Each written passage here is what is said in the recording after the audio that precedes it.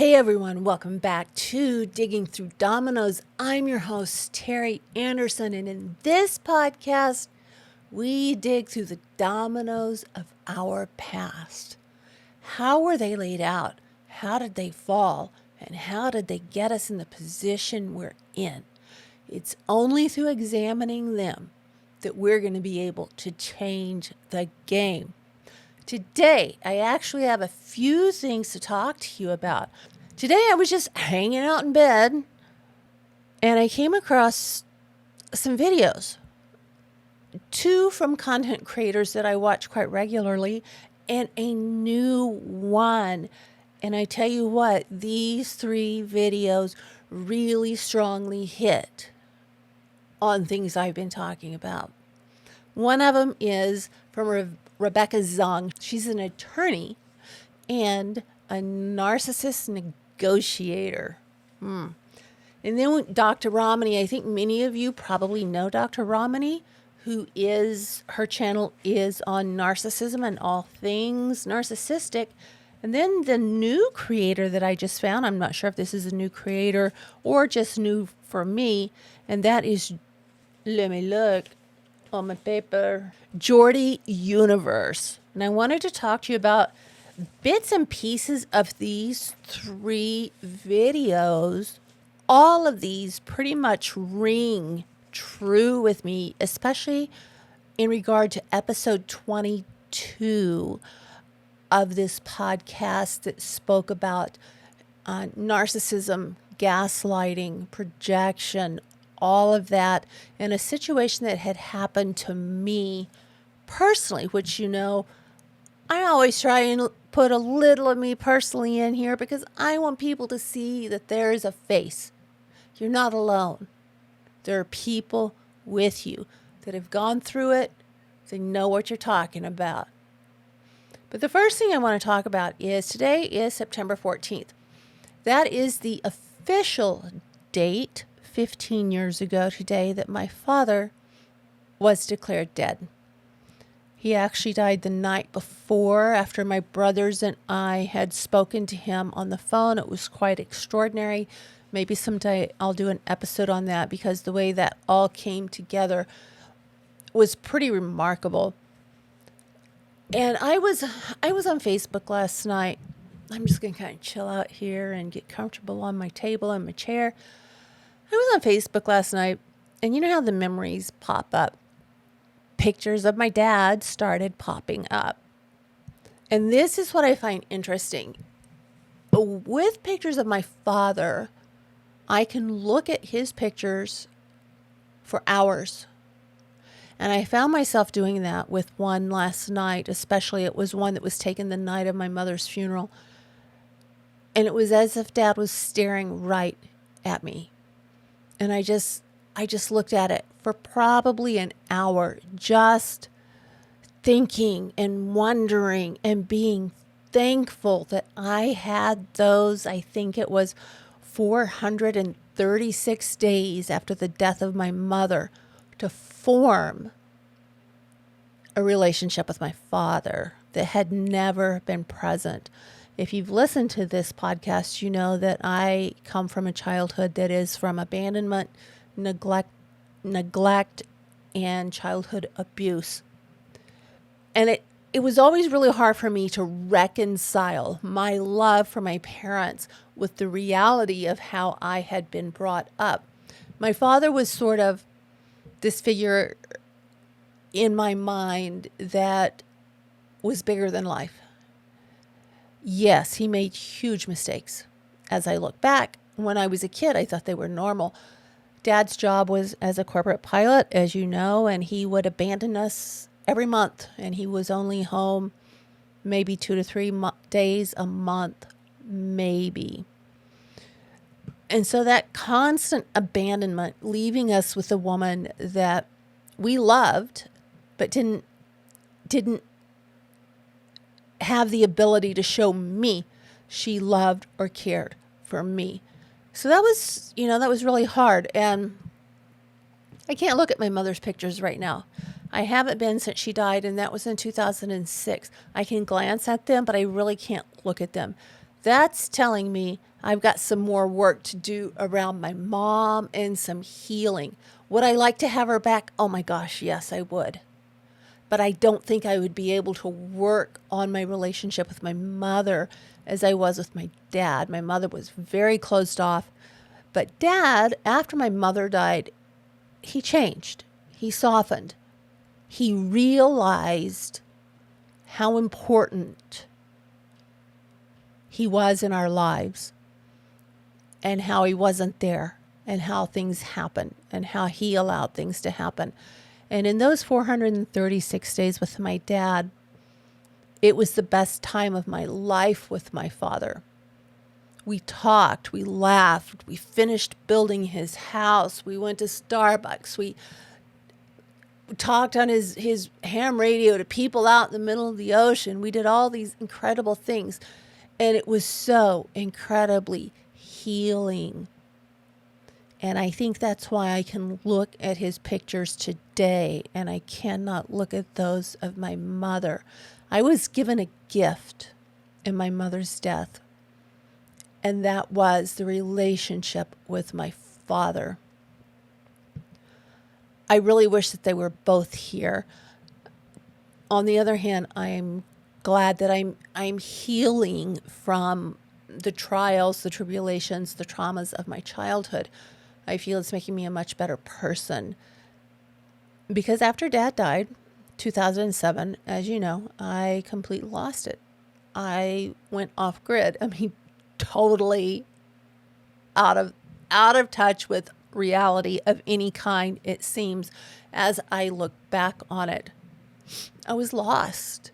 You know, these people that I had tried to get love and affection from for 45 years were gone, and there was no repairing anything at that point. But as I said, I did have that time with my dad, 13 months, a little bit more than 13 months. My mother died in July. My dad died in September. So I had that time with Dad. I spoke to him multiple times a day, which I had never done in my life.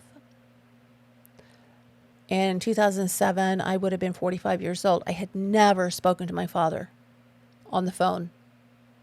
Rarely had a conversation with him. But during that time without my mom, Dad wanted me there. And I am so thankful.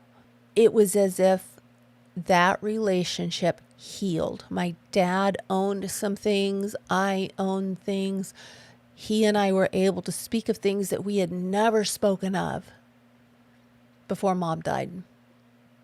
And I am so, so grateful for that. And it's hard to believe, my gosh, it's been 15 years. You know, I think one of the biggest things last night in looking at my dad's photographs, or the one photograph, I guess, mainly, was when I was looking at him, and it's as if he was looking back at me. I saw my dad, but I didn't see the dad that abandoned me. I didn't see the dad that looked the other way when things happened. When I looked at those pictures last night, especially the one the night of my mother's funeral, what I saw was a man that had traumas of his own and did the best he could.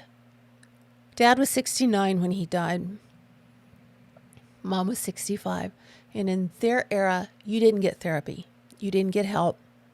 Basically, you did what my dad did. You drank and you sucked it up.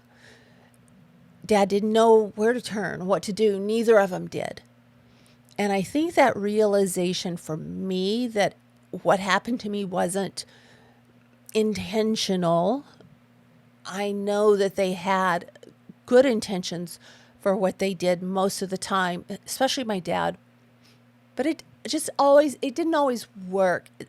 They had absolutely no roadmap to parent. None. And I'm not sure if my brothers, I'm pretty sure if my brothers suffered as well as I did, because I can see them. I can see the one that's very quiet, very withdrawn, and has been in and out of depressions since as long as I can remember, and I see the other one that has acted out in other ways. And it breaks my heart that I don't know if they have even looked into this or not, and it's really none of my business. That's their story, and that's their job to do if they choose to do it. But for me, I can see the way it affected all three of us.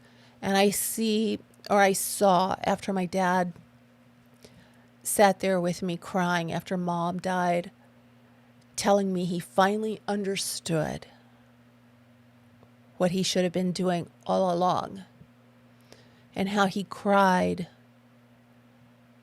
when he asked if we remembered, or if I remembered, my childhood.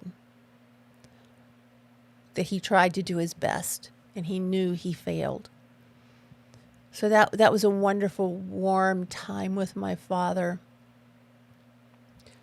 And on the official anniversary, 15th anniversary of his death, that's something I wanted to address with everyone, I guess mainly for myself, and anyone that may be going through things with their parents. Realize they're doing the best they can. Your parents have traumas that most likely they aren't even aware of or don't know how to get help with. And they're not going to be there forever. As I found out, my mother was taken in an instant. And my father, we had told us that after he had finished my mother's house, he was going to be joining her. So my dad's death was not unexpected, but it still came way too soon, especially, for me. The next thing I wanted to talk to you about was Rebecca Zung in a video of hers I watched today. If you don't know who Rebecca Zung is, she is an attorney, and she is also a narcissist negotiator. I watch her videos from time to time, and today she had one that was entitled Weird Things Only Narcissists Do. And boy, these hit home for me with several people. The first one that she talked about was they value the opinion of strangers and other people over their partner or their target. I have experience with that. It's painful, it's cutting, and it destroys your identity. It destroys all kinds of things. And I thought it was really interesting that was one of her topics, because I see that almost on a daily basis, or I should say I feel that on almost a daily basis. And it's horrible. And her explanation for that was when they value the opinions and the thoughts, the ideas of people that are not their target, their inner circle, those people get excited and therefore heap praise upon the narcissist. It's sort of like a love bombing phase before you've been taken in by the narcissist. And it's a huge form of flattery for them, is her explanation. The second one was they tend to ruin holidays, birthdays, etc. for their partner or supply. And her reasoning was they don't like others having their attention on anyone but them. Now, I can personally speak of that with holidays, birthdays. Part of that, I think, is my own expectation of the way growing up and what I expect. And I think part of it is exactly what she said. The attention part is going somewhere else. It's not being divided. It's on that one person. And I have a very long history of difficult birthdays, difficult holidays, difficult, all of those things. And it was validating, I guess, to see that she had this on her list. Another thing that happened, and this will also go back and link to episode 22, and that is looking through your stuff when you're not around. That happened to me. I think I mentioned that in episode 22 about the scapegoating, the projection, and all of that. My computer had been gone through. My phone had been gone through. They were able to get my password somehow, my fingerprint, and facial ID, and go through my phone, my MacBook, my iPad, my personal belongings.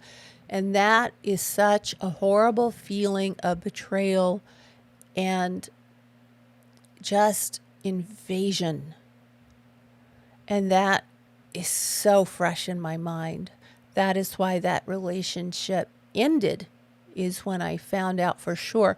And something really interesting, I went to send my son some money on Zelle. And this person that I was in a relationship with, this narcissist, was on my app, my Zelle app, as a recipient. Now, she died almost a year ago, and I haven't used that app in so long. I tell you, after I left there, it took me a better part of a year, maybe longer, to get her removed from all of my credit cards, to get her removed from my medical accounts, to get her removed from my banking information. And it kept popping back up. And I don't know how it kept, well, I do know how it kept popping back up, but it was so annoying. And then to realize that she had been logged into my computer the entire time because I didn't take the time to check made me feel like a freaking idiot. But it explained a lot of things. So that was something else about going through. And this next one hit me with her as well. And that was, they mirror you. Narcissists will mirror you. And I noticed this sort of in the beginning. I always get manicures, pedicures, and I always get, for probably the last 10, 12 years, black polish. My favorite, it's my go-to. I'll probably never change. One of the things Rebecca Zung was talking about, when they mirror you and they copy you, it's a way of pulling you into the web. It's a way that it's something that they've done to get you in the first place. And I can remember, I've got pictures of it. I think one of the first or second times I went to have my nails done after this relationship started, she went with me, and she had never worn polish, and she had a pedicure and a manicure, and she had black polish on her toes and her fingernails. And I remember the feelings like, oh, that's really cool. That's really cool. Well, I didn't realize that what was being done at that time. I can say the same thing for my photography and her interest in my photography. The interest she took in so many of my things, my skincare routine. When she was a sun worshiper, no sunscreen, but she wanted to know about my skincare routine and wanted me to teach her about my skincare routine. All of these different things, I can look back and see, oh my gosh, Rebecca Zung, you're like spot on with this because that happened. And now this last one, I didn't pull all of the ones from her. I just pulled a few. Continually threaten to leave you, but don't. They keep you hanging on. Or on the other part of that is they compare you to an ex, which I was compared to one of her exes constantly in a very, very favorable way until it was over. And then it was like, blah, blah, blah, it wasn't as horrible as you were. And it was like, that's really funny because that's not what you said to me this entire time. And now, and something I'm going to add on, I'll do that with this next one. The next video that I watched was from Dr. Ramani, and the title of it was When the Narcissist Paints You as Unhinged. episode 22, I have the receipts of being painted as unhinged. It was a lot of gaslighting. It was a lot of projection. It's exactly what was happening. Dr. Ramani's video, though, it made me view things in a different way. She was talking about the emotions you feel when you are the one that has been the victim of this narcissist, and they are trying to goad you into reacting more. And she's talking a lot about, and this is what I did. I didn't want to react.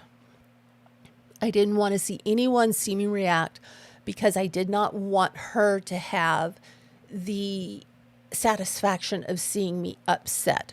Dr. Ramani is talking about societally, we are not good at letting people express their emotion. And therefore, we're negating what they're feeling, what they've gone through, what they've experienced by not allowing them to speak. Now, there were a couple of people, there were two people that I did speak with pretty extensively, besides my therapist, about everything that happened. You know, I was being very maligned. There was a huge smear campaign going on. And like I said in episode 22, there are the receipts, the texts of that I read off of the things that were being said. But I was in a situation where she was a pretty prominent, at one time, blues singer in the Portland area and used that as her, it was kind of her crutch. It was what gave, it was her feel good. It was her drug of choice, even though she had burned some bridges and sort of faded through the years. She held on to that because that was one of the things that really gave her meaning and purpose and a feeling of being superior to those around her. The other night I was at an event and I was looking at everyone that was there. And it was one of the times I really realized I'm looking at these people, many of them that spoke openly after her death. And I'm thinking, you have no idea what she said about you. She totally trashed you guys and then played like she was your best friend.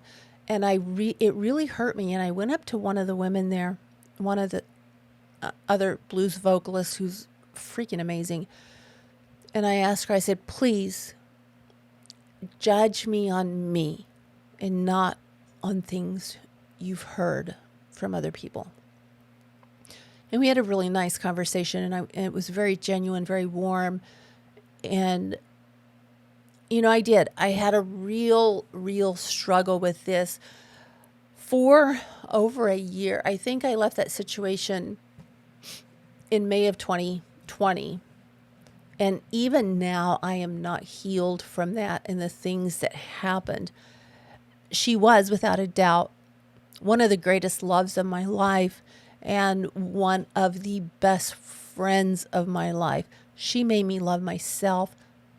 She made me feel good about myself, and she healed wounds, whether she meant to or not, that were left from my childhood. Dr. Ramani is talking about, you know, I felt so angry and so isolated. And Dr. Ramani is talking about those feelings are totally normal. And society tries to pathologize anyone that wants to speak out or have those feelings as, don't do that, don't do that. So Dr. Ramani is talking here a lot about how they paint you as being unhinged. And in this situation where she felt that she had this prominence in the community and didn't want me to be in the community, that's exactly what happened. Man, that was hard. I really tried to stay above everything. I didn't want to get in the mud. I didn't want to say anything bad about her.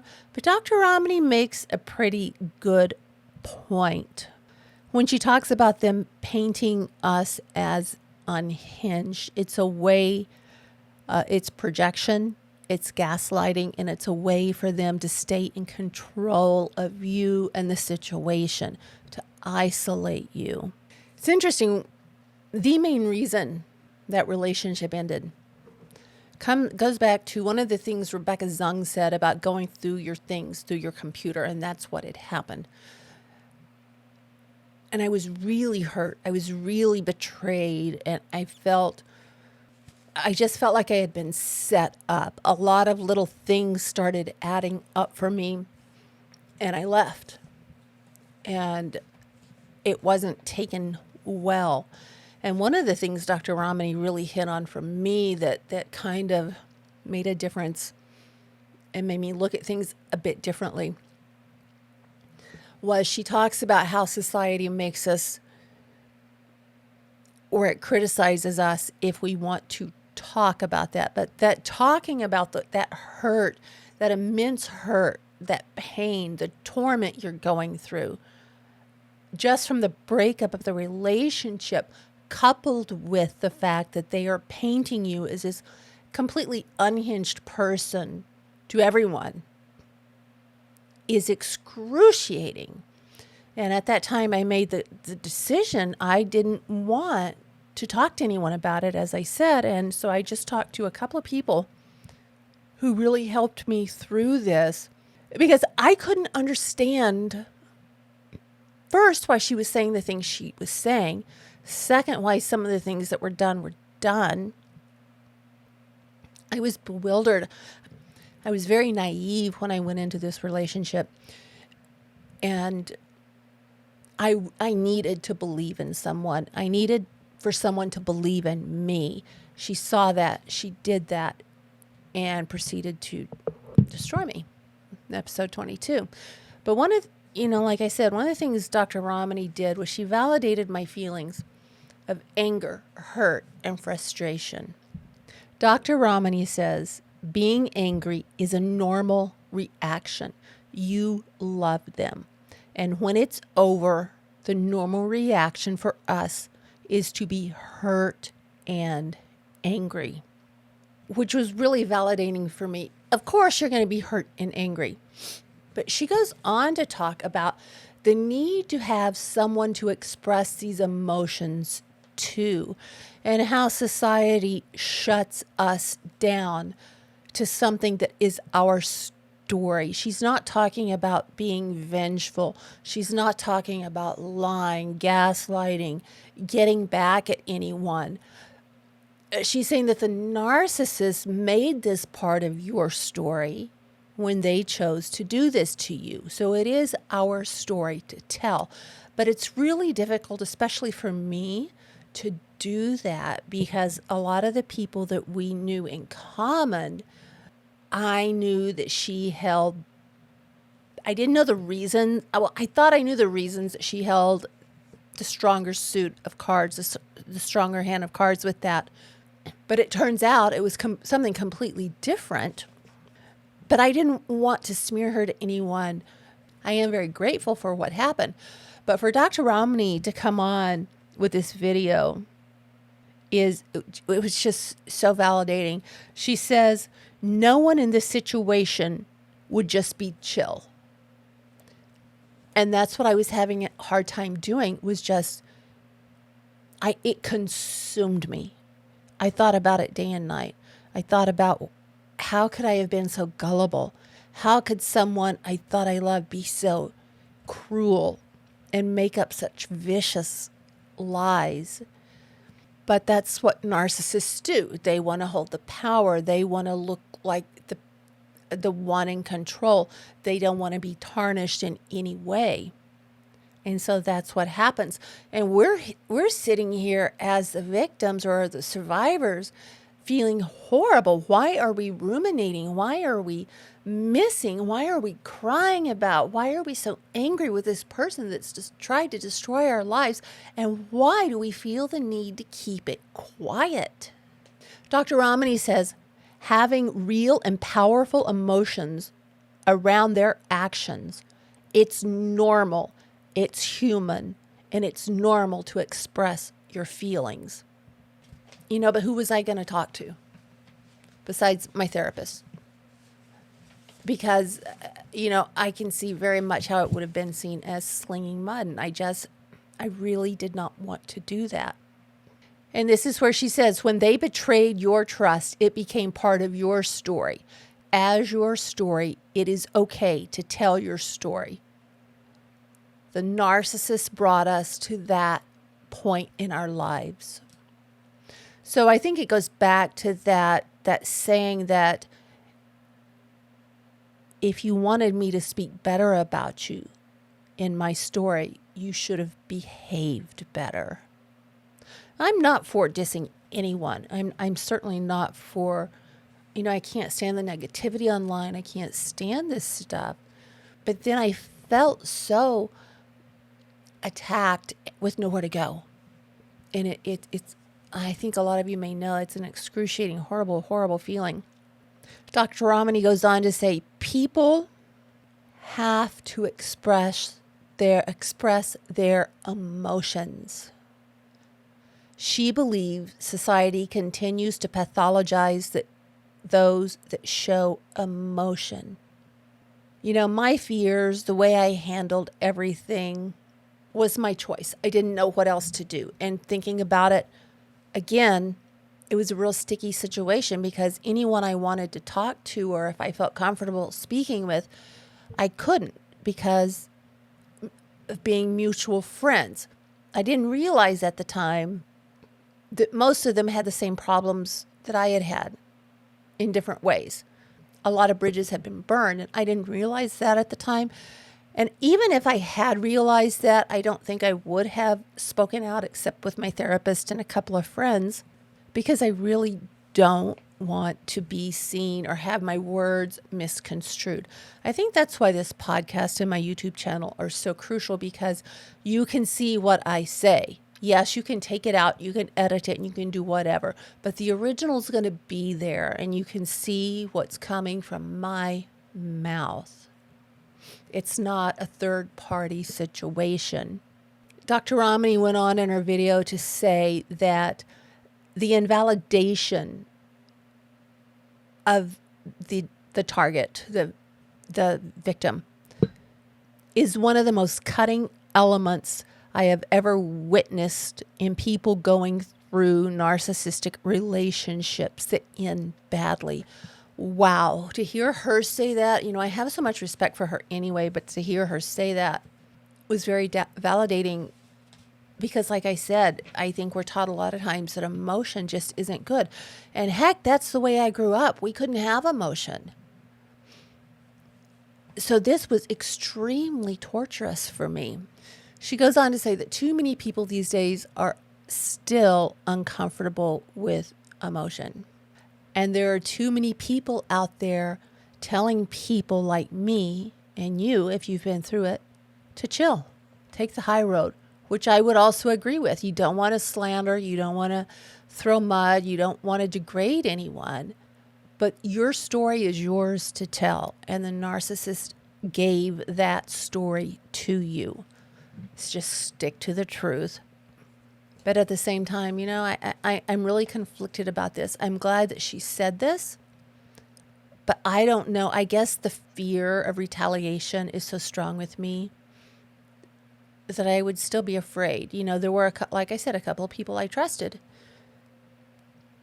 And as time went on, I would let a couple of more things out with different individuals.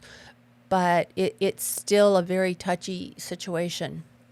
Dr. Ramani also says that she thinks the advice of telling survivors to chill isn't such great advice. She said, you're hurt. Why would you take it, the smack talk? You're heartbroken. You have to have a way to vent. It's human to feel emotions. And if you shut those down, you get what happened to me most of my life. You get what happened to my parents. She said, but it happened to you and it hurt you. And she goes on to talk about how the narcissistic relationship is already a denial of your reality. It stole your sense of self, your identity, and your emotional world was destroyed by the actions of this other person. but the world always says, be quiet. Thank goodness I had a therapist, because literally there was no one I could turn to. And, it's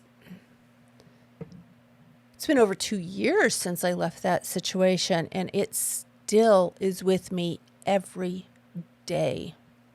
Dr. Ramani says that part of healing is allowing yourself to live and feel fully. And I didn't do that. I think that's why it's so difficult for me. It just is all wrapped up in feeling foolish. Why didn't I see this happening? To how could someone do this to another person? Dr. Ramani goes on to say that anyone that pathologizes normal reactions to what happened to you and your emotional response is gaslighting, and a person that's going through something real. My gosh, that just covers so many areas of my life. So if they're telling you to be quiet about it, they're basically it's gaslighting. They're telling you it didn't exist. Your feelings mean absolutely nothing. And I think we all know, if we don't get our feelings out, things ain't going to go well. She says, when you're going through it, it hurts. You need time to grieve. Don't cancel your emotions because you're being shamed for them. That, again, is like a daily thing in my life. She says, strength comes from being real with yourself. You don't need to hide. Someone else did you wrong. You need to process it, and you need to talk about it. You need to experience the feelings. The other one made this part of your story, and your story is necessary. She says, you expressing your emotions is crucial, and the one that shames you for your feelings are the people that may not be healthy for you. And I think that's something I need to really remember and keep in mind, is that the people that shame me for my emotions or having the feelings I have, they don't have my best interests at heart.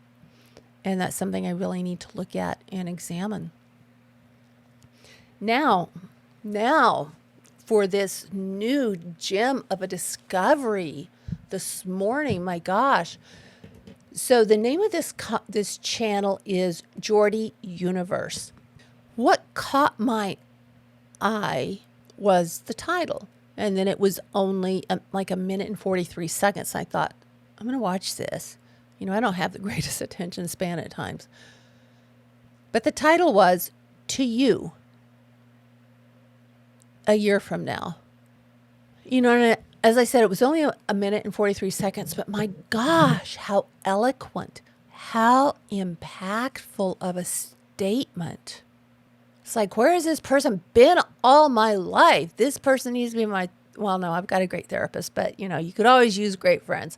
And I'd love to get Jordi Universe on the podcast for an episode.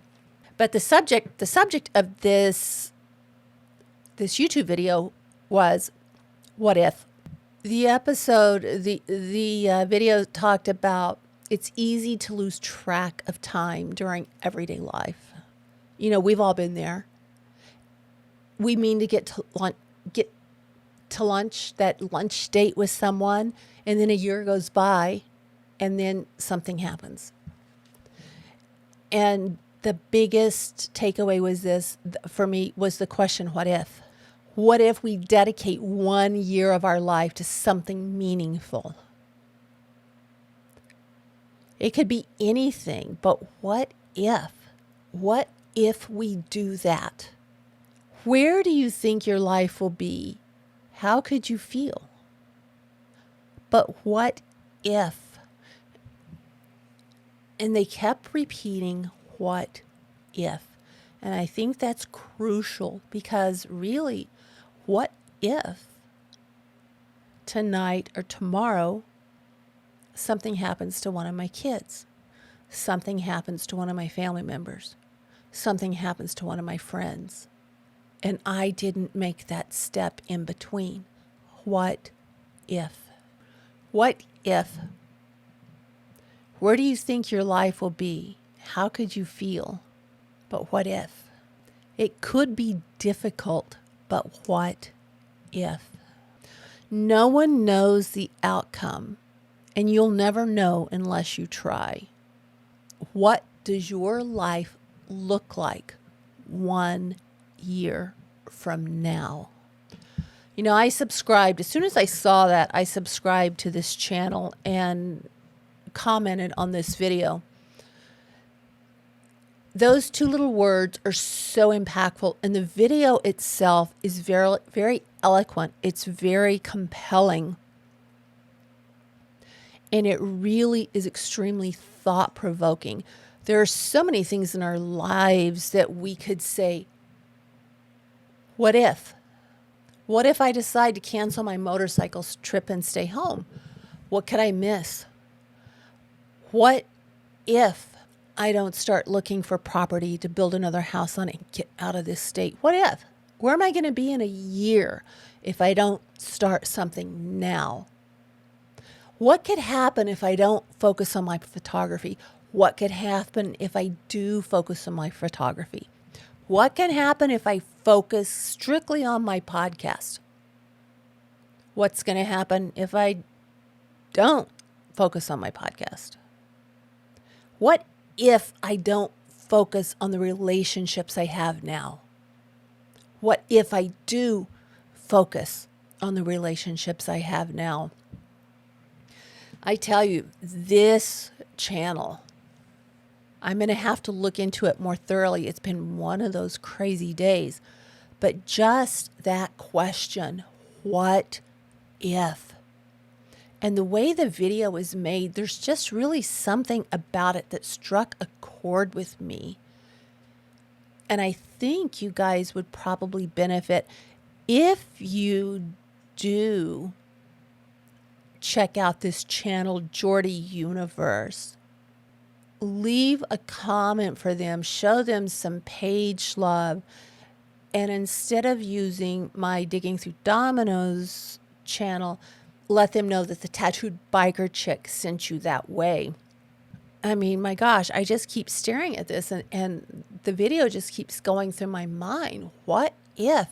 And that brings up, that one question, that one simple question brings up so many other questions. In the past, we can't focus on the past. We need to focus on dedicating a period of time in our future to something we're passionate about. What can it do? What would happen if you did that? What if? Jordi Universe, I want to thank you for that video. Very thought-provoking. I would love to have you as a guest on the podcast. You can find my email address in the About section or in the show notes if you're listening on the podcast.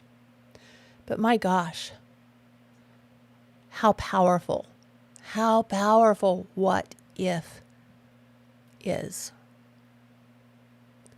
That's a question that can really rock someone's world for the better.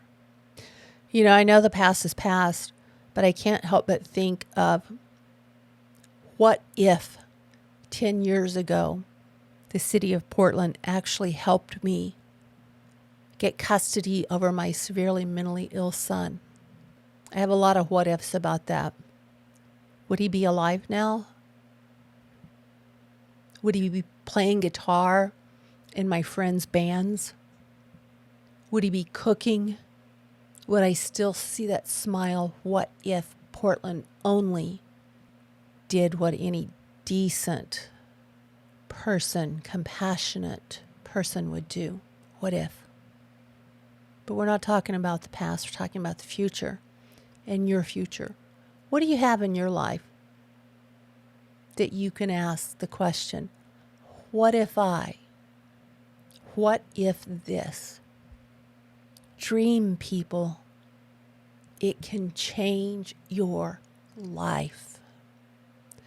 Thank you so much for hanging through with me on this. I think I'm going to be taking a couple of weeks off. I have a motorcycle ride I'm getting ready to go on, and times aren't really going to coincide. I may try to get another podcast episode uploaded before I leave, but that's not looking possible at this point in time. If not, I will be back as soon as I can, and if so, I'll see you then. You guys have a fantastic rest of the week, a wonderful weekend, and tune in soon. Thank you, everyone. Have a great day.